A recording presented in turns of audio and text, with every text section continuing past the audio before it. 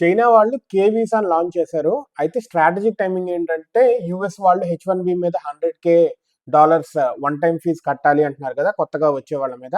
అయితే అక్కడికి వెళ్ళలేని వాళ్ళ కోసం అని చెప్పి హైలీ ప్రొఫెషనల్ టాలెంటెడ్ పీపుల్ కోసం అండ్ స్టూడెంట్స్ కోసం అని చెప్పి ఈ కే వీసా చైనీస్ కే వీసాని October 1st లాంచ్ చేయనున్నారు. వీళ్ళ మెయిన్ ఎయిమ్ ఏంటంటే highly educated and talented professionals యూఎస్కి వెళ్ళిపోతా ఉన్నారు, వాళ్ళని అట్రాక్ట్ చేయాలి. సో దట్ చైనా అనేది ఇన్నోవేషన్కి హబ్ కింద మారాలి ఇన్ అ లాంగ్ రన్ అనేది వీళ్ళ ప్లాన్. సో యూఎస్కి ధీటుగా తయారవ్వాలి అనే ప్లాన్తో చైనా వాళ్ళు ఈ కే వీసా అనే దాన్ని చేస్తున్నారు. సో దట్ ఇక్కడ ఎంప్లాయర్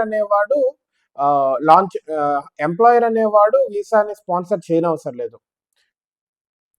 ఇది మెయిన్ అడ్వాంటేజ్ కింద మారనుంది లైక్ స్టూడెంట్స్కి ప్రొఫెషనల్స్కి వీళ్ళందరికీ. So that long term stays కానీ షార్ట్ టర్మ్ స్టేస్ కానీ ఎడ్యుకేషన్ కోసం కానీ వర్క్ కోసం కానీ ఈజీగా రావడానికి చైనాలోకి ఎంటర్ అవ్వడానికి young talents and highly very good universities నుంచి వచ్చే వాళ్ళకైతే ఇంకా ఈజీగా కూడా చేస్తారు అని వీళ్ళు అంటున్నారు ఈ కే వీసాతో.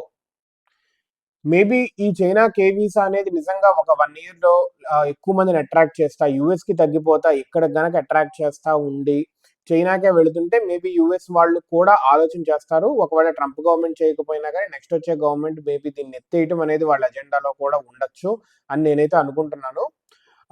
Are obviously like China is aiming for global power technologically as well as మిలిటరీగా ఇలా అన్ని రకాలుగా. So I hope this is a very strong move. అమెరికాకి వెస్టర్న్ నేషన్స్కి వీటన్నిటికీ ఛాలెంజింగ్గా కూడా అవ్వబోతుంది. చైనా ఇప్పుడు టెక్నాలజికల్గా కూడా ఒక హబ్ అవుతాయి. ఇఫ్ టాప్ నాచ్ యూనివర్సిటీస్ నుంచి స్టూడెంట్స్ అంతా వరల్డ్ వైడ్ మేజర్గా ఇండియా వాళ్ళు చాలా ఎఫెక్ట్ అవుతున్నారు. 70% దగ్గర దగ్గర యూఎస్కి వెళ్ళే వాళ్ళు ఇండియా వాళ్ళు ఉండడంతో H1B వీసా మీద వీటన్నిటి మీద వీళ్ళు చైనాకి వెళ్ళే అవకాశం అయితే చాలా ఉంది. సో దట్ ఇండియాస్ కూడా చైనా అంటే పక్కనే కాబట్టి like travel costs తగ్గచ్చు.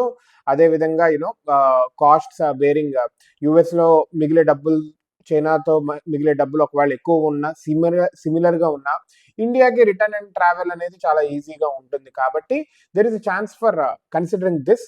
We have to wait and see how world responds to it and how India responds to it. Like people who gonna travel to US వీళ్ళు China destination మార్చుకుంటారా, students కూడా మార్చుకుంటారా.